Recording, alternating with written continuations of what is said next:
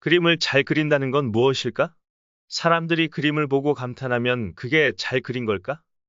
그런 기준이라면 어떤 아이는 10살도 되기 전에 이미 잘 그린다는 말을 넘어선 존재가 되어버렸다. 그림이 너무 완벽해서 오히려 그 이후에 무엇을 그려야 할지 고민해야 했던 아이. 그가 바로 파블로 피카소였다.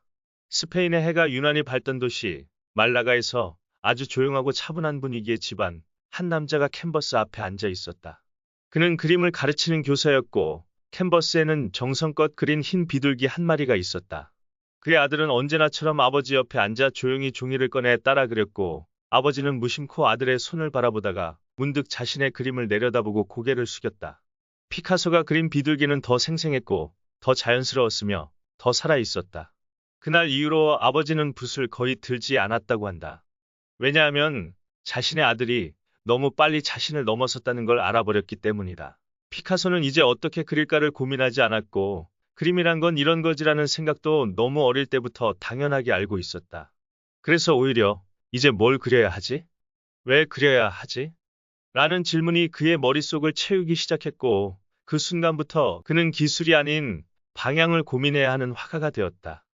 13살이 된 피카소는 바르셀로나 미술학교 입시를 준비했다.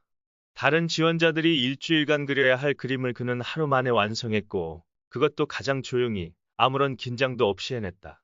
시험을 본 교수들은 처음에는 그 그림이 어른 화가의 작품인 줄 알았고 나중에 그 그림을 그린 아이가 13살 소년이라는 사실을 알게 되자 어안이 벙벙해졌다. 결국 그는 합격했고 바르셀로나를 거쳐 마드리드의 왕립미술학교로 옮기게 되었다. 하지만 그곳에서도 상황은 비슷했다. 그를 가르쳐야 할 교수들은 이 아이에게는 더 이상 우리가 줄 게 없다. 그림을 아무나처럼 그릴 수 있다는 건 축복일까, 저주일까?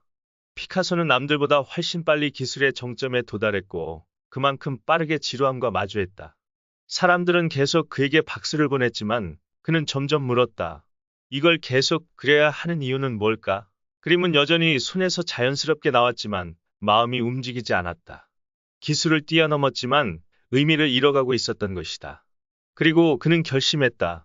잘 그리는 것을 잠시 내려두기로. 대신 새롭게 그리는 법을 찾아보기로. 그때부터 그는 눈에 보이는 사람을 그대로 그리는 대신 마음에 느껴지는 형태를 그리고 현실을 그대로 재현하는 대신 여러 시선이 겹친 듯한 이미지로 세상을 그리기 시작했다. 사람들은 처음엔 이해하지 못했고 이게 뭐야? 라는 반응도 많았지만 피카소는 고민 없이 그리는 그림보다 질문을 품은 그림이 더 중요하다는 걸 알고 있었기에 주저하지 않았다. 그는 깨달았다. 그림을 잘 그리는 건 쉬워. 그런데 그걸로는 부족해. 그림은 감탄을 받는 것이 아니라 생각하게 만들어야 한다는 것. 그래서 그는 아름다움을 포기했고 익숙함을 해체했고 기교를 거부했다. 그림이란 보는 것이 아니라 보이게 만드는 것이라는 철학, 그것이 그를 평범한 화가가 아닌 새로운 시대의 창조자로 만든 셈이었다. 15살, 첫 영성체를 그렸던 그 아이는 이제 회화의 역사 속에서 가장 중요한 이름이 되어 돌아왔다. 그 그림 속의 조용한 빛은 기술의 정점이었지만 지금의 피카소는 그 모든 것을 넘어 질문하는 화가였다. 그는 세상의 모든 것을 새롭게 보았고 우리에게도 그 눈을 빌려주려 했다. 그는 손으로 그림을 그렸지만 마음으로는 끊임없이 의문을 던졌고 그 그림 하나하나에는 기술이 아니라 생각의 흔적이 담겨 있었다. 어쩌면 예술이란 잘 그리는 게 아니라 다르게 보게 만드는 힘일지도 모른다.